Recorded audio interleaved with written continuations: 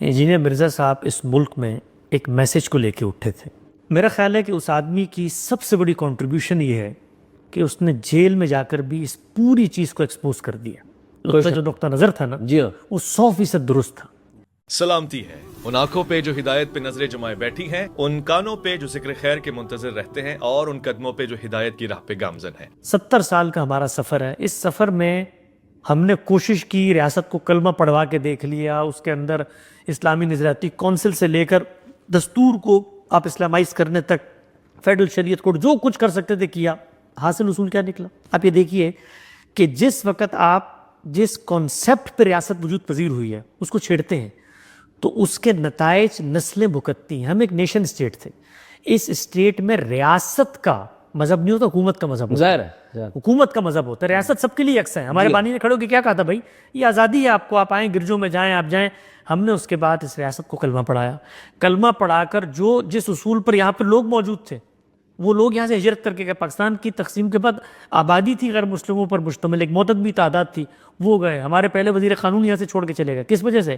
مذہبی انتہا پسندی کی وجہ سے۔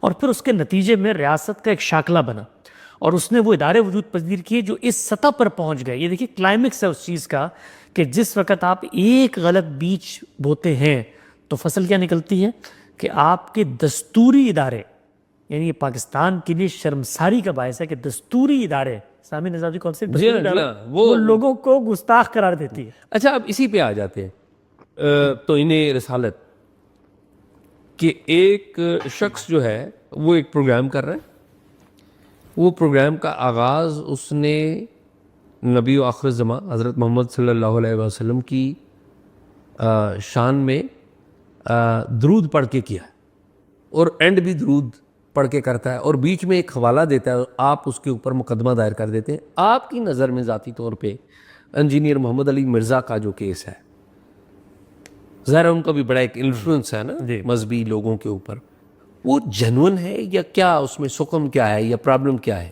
میں آپ سے ایک بات عرض کرتا ہوں۔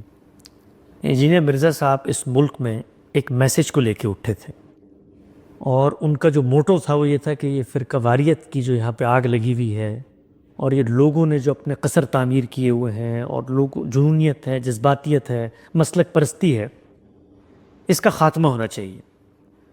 میرا خیال ہے کہ اس آدمی کی سب سے بڑی کنٹریبیوشن یہ ہے کہ اس نے جیل میں جا کر بھی اس پوری چیز کو ایکسپوز کر دیا۔ اس کا جو نقطہ نظر تھا نا جی ہاں، وہ 100% درست تھا۔ یعنی اس ملک میں آپ ہزار اختلاف کریں انجینئر صاحب سے، بھئی ان کا طرز تخاطب بہتر ہونا چاہیے تھا، ان کا اخلاق بہتر ہونا چاہیے تھا، انداز ایسا ہونا چاہیے تھا، بٹ اس آدمی کا جو بیسک نیریٹو تھا کہ یار ان لوگوں کی اس ملک میں معذرت کے ساتھ یہ لفظ استعمال کر رہا ہوں، میں کبھی اس طرح کا بدماشی ہے۔ یعنی یہ مسلکوں کے نام پر، فرقوں کے نام پر یرغمال بناتے ہیں ریاست کو، اداروں کو۔ تو اس آدمی نے اپنے آپ کو قید میں دیکھے، جیل میں بیٹھ کر بھی وہ ابھی تک ان سب کو ایکسپوز کر رہا ہے۔ آپ سوچیں جو کچھ اسلامی نژادی کونسل نے کیا، یہ کام میں اور آپ فلسفے کی سطح پہ کبھی دنیا کو نہیں سمجھا سکتے تھے، ریاست کو بھی نہیں سمجھا سکتے تھے۔ اس آدمی نے جیل میں جا کر بتا دیا کہ یہ وہ چیز ہے جو میں تم لوگوں کو بتا رہا تھا کہ یہ کچھ ہونے جا رہا ہے، اور یہ کچھ ہو رہا ہے۔ تو ان کے ساتھ جو کچھ ہوا ہے، میں آپ سے عرض کرتا ہوں کہ علم، عقل، قانون اور اسلامی فقہ، یعنی اس معاملے میں تو ہم جو ہمارا ٹریڈیشن ہے اس سے بھی کئی کلومیٹر آگے نکل چکے ہیں۔ بھائی دنیا میں صرف ہم مسلمان نہیں ہیں، 57 اسلامی ممالک ہیں، یہ ہم ہی ہیں صرف جو کلمہ پڑھ کے بالکل بابلے ہو گئے۔ یعنی ہم جس کو دیکھتے ہیں اختلاف ہوتا ہے، اس کی نیت، محرکات، پرانے قرض چکانے کے لیے اس کے اوپر توہین کے اس طرح کے مقدمات درج کرتے ہیں، معاشرے میں اس کو متوحش کرتے ہیں۔ اور آپ جانتے ہیں ہمارے ملک میں کیا حال ہے، کوئی وکیل مقدمہ لینے کو تیار نہیں ہوتا، جی ایسے ہی کوئی جج فیصلہ دیتے ہوئے ڈرتا ہے کہ بھئی میرے ایمان میری نسلوں کے ساتھ کیا ہوگا۔ کوئی ریاستی ادارہ اس بارے میں یہ ذمہ داری نہیں لیتا کہ یار میں حق اور سچ کی بات کر دوں۔ تو اس ملک کے اندر یہ آپ سوچیں کہ ہم قیامت کے دن اگر ہم مسلمان ہیں، رسول اللہ کو کیا چہرہ دکھائیں گے کہ آپ کے نام پر، آپ سوچیں اسلام صرف اس کا نام نہیں، اسلامک دعوت بھی ہے۔ ہم دنیا کو کیا دعوت دے رہے ہیں؟ یہ 4 ارب جو لوگ موجود ہیں ان کو ہم یہ کہہ رہے ہیں یہ ہمارا مذہب ہے کہ اس کے اندر کوئی عالم ایک دوسرے سے اختلاف کرے تو ہم اس پر اس کی نیت، محرکات، اس کا بیان سب کچھ پس پش ڈال کر ہم اس طرح توہین کے مقدمے درج کرتے ہیں۔ اور جو ہماری فقہ کہتی ہے، یعنی آپ کو پتہ ہے ہمارے ملک کے علماء اپنی نچ کی مجالس میں بیٹھ کر یہ کہتے ہیں، مفتی تقی عثمانی صاحب کی یہ آڈیو یوٹیوب کے اندر موجود ہے جو ان کی کلاس روم کی آڈیو تھی، کہ یہ جو پاکستان میں قانون ہے، یہ جو فقہ حنفی کا قانون ہے، اس کے مطابق نہیں ہے۔ حنفی مسلک میں گستاخی کی سزا قتل نہیں ہے۔ حنفی مسلک میں گستاخی کی سزا قتل نہیں ہے۔ حنفی مسلک میں گستاخی کی سزا قتل نہیں ہے۔ مفتی تقی عثمانی صاحب کی یہ آڈیو یوٹیوب کے اندر موجود ہے جو ان کی کلاس روم کی آڈیو تھی، کہ یہ جو پاکستان میں قانون ہے، یہ جو فقہ حنفی کا قانون ہے، اس کے مطابق نہیں ہے۔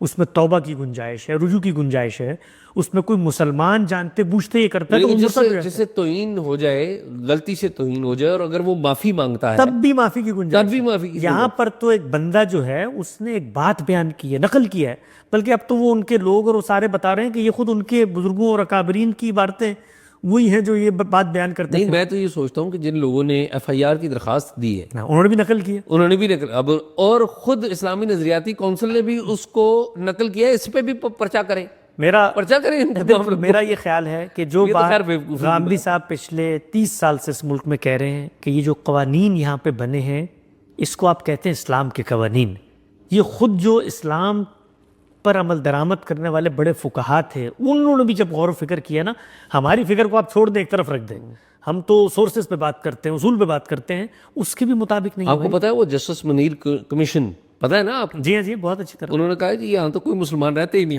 آپ تعریف بتائیں سب سے تاریخ بتائیں، انہوں نے سارے ایک دوسرے کے مخالف۔ ایک کی تعریف دوسرے پہ صادق نہیں آتی۔ جی ہاں، اچھا یہ بتائیں کہ ٹی ایل پی کا بھی اس میں جو سیاسی آپ یہ کہیں نعرہ جو ہے وہ اسی گستاخی ایک ویپن ہے ان کے منصب پاس۔ نبی فقط۔ جی جی جی جی۔